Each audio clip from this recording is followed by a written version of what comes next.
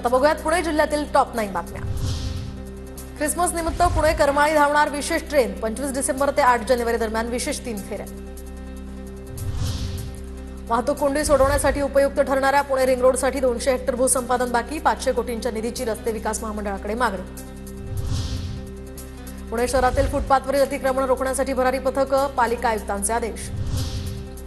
पुराचा फटका असल्यामुळे एकता नगरीचं स्थलांतर करून पुनर्वसन केले जाणार, महापालिका आयुक्तांची माहिती।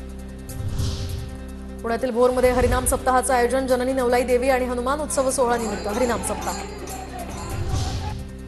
पुण्यातील 1,75,000 कांदा उत्पादक विम्यासाठी अपात्र, कृषी विभागाच्या पडताळणीमध्ये कांदा उत्पादक अपात्र ठरले, 96,000 हेक्टरवरील पिकांची माहिती। पुणे रेल्वे प्रशासनाचा अनधिकृत 13 खाद्यपदार्थ विक्रेत्यांना दणका, खाद्यपदार्थ विक्रेत्यांना आता प्रशासनाकडून QR कोडचं दिलं जाणार ओळखपत्र। हवा प्रदूषणाच्या नियोजनासाठी पिंपरी चिंचवड पालिकेचा ग्रेडेड रिस्पॉन्स ॲक्शन प्लॅन, शहरातील हवेची गुणवत्ता यामुळे तपासली जाणार। पुणे जिल्ह्यातील 53 धरणप्रवण गावांमध्ये विविध विकास कामं करण्यासाठीचा मार्ग आता मोकळा, कारण शासनाकडून 200 कोटींचा निधी मंजूर।